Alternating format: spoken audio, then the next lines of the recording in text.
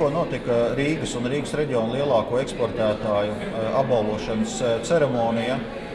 Jāatzīst, ka valdība jau savas darbības sākumā nodefinēja, ka, lai sekmīgi atjaunotu Latvijas ekonomikas attīstību, ir nepieciešams to daudz lielākā mērā virzīt uz rūpniecisko ražošanu un eksportu.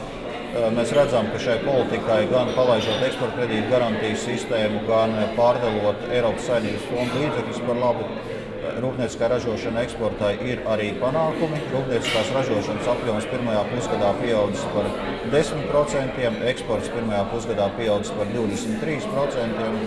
Un, līdz ar to ir svarīgi arī parādīt valdības atzinumu tiem uzņēmējiem, kas ir nodrošinājuši lielāko eksporta pieaugumu.